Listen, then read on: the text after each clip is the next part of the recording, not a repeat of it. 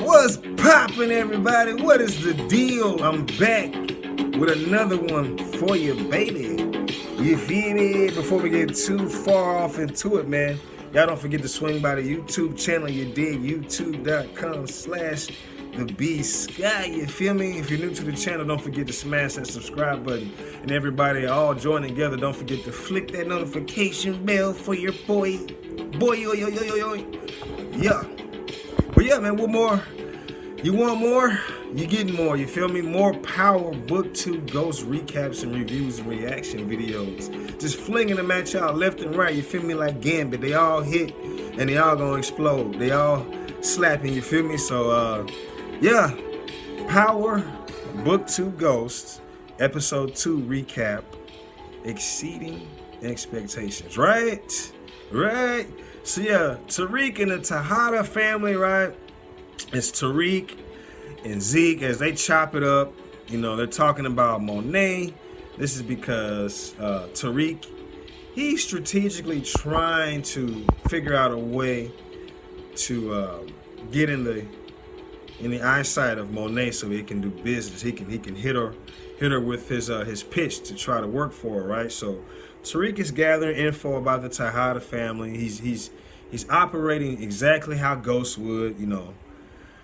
He's trying to get more information, so he asked if he can, I guess, visit and have dinner with him in the future sometime, right?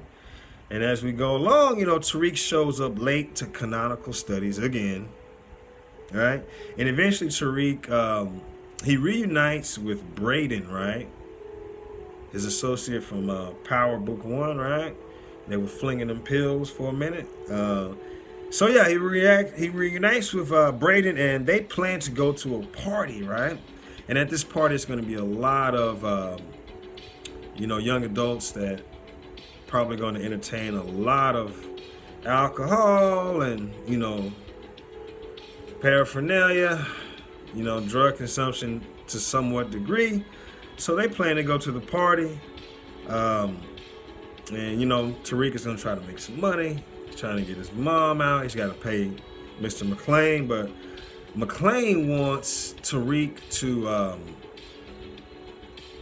speak bad about Ghost during the eulogy for Ghost's funeral during this episode, right? So he wants it to be more of a situation where he speaks on Ghost and a lot of the negative things that he's seen him do in order to make Tasha's plea more credible, right? But at the same time, you know, Tariq gets this phone call from Simon. I mean, he gets this text from Simon to call him. They want to speak and meet up or not. And, you know, Tariq speaks with Simon to discuss his role for Ghost's funeral eulogy. And, you know, Simon figures out a way to persuade, you know, Tariq to not go so hard on Ghost because of the implications it may have. And, you know, if they, you know, have him, you know, dealing with drug money, then he's going to lose the actual inheritance money. Wow, one of my other YouTubes just got a copyright. I'm gonna come back and fix that though. But yeah, so Tariq, he thinks about it. He's gonna eventually change how he speaks about the eulogy or whatnot. And you know, Simon, like I said, he reminds him about the inheritance. You know, Tasha and McLean are having this meeting, and they're with Paula, and they discuss her case. You know, of course, Tasha continues to lie. You know, she left out important case info, and you know, things that include the FBI, which in my eyes and a lot of other people's eyes, like, you want to bring this up. FBI is serious business. It's a big deal, right? So McLean and Paula are getting on her about leaving out that stuff, and McLean's like, what are you getting me into? Like, I took this case, you know, I don't like to lose, I'm here to win. Let me know everything, tell me the complete truth so I can be able to, you know, do my best. But you know, Tasha, she continues to say Tommy killed Ghost. In the process, Tasha is looking shaky. She eventually admits to money laundering, and that leads us to Cooper Sacks and John Mock, right? They want Tasha to take the fall for Ghost because Ghost was attached to the Democratic Party before he passed away, and they want to charge Tasha with the kingpin clause, right? They want her to take the fall for everything. They don't want anything about Ghost to come back to haunt them or their party in any way, right? So, as you fast forward later on, you see Monet. Monet is later shown sleeping with Officer Danilo. He's that crooked cop that's kind of watching her back out there while she's trying to run an organization without Lorenzo. So Danilo, man, it looks like he's starting to catch feelings though. But, you know, Monet isn't. She still is trying to keep ties with Lorenzo. She's fully aware that the Tejada name is what's keeping her protected out in these streets. So she's not going to jeopardize that situation, at least not 100% fully. I mean, for her to be sleeping with him and not thinking that anybody knows, which come to find out, looks like Kane ends up finding out, right?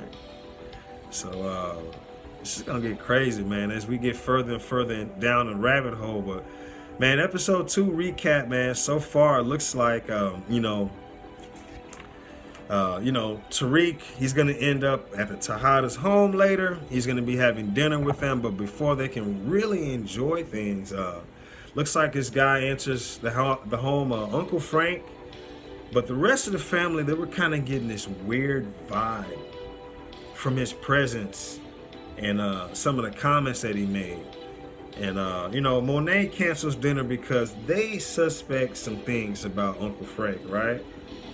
He could potentially be a snitch. So it looks like Zeke, he ends up getting drunk at the party. And Monet specifically directs him to spend the night at her home. And she strategically commands Kane to give Tariq a ride back to the school campus, right?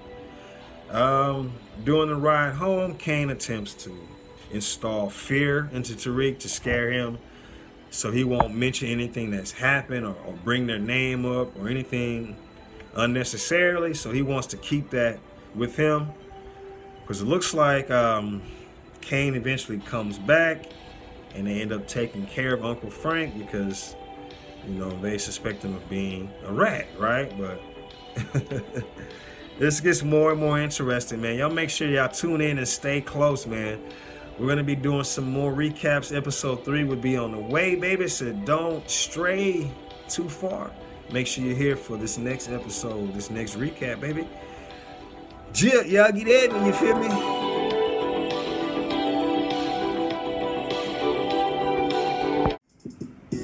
Yo. Y'all make sure y'all slide by my YouTube channel, man. I just dropped this video, right? And it's got a lot to do with touching on subjects to improve the relationships between men and women, especially in the context in the bedroom, right? So y'all check it out, man. Make sure y'all go and take a look at that, man. Show your boy. But I wasn't wrong up in mind.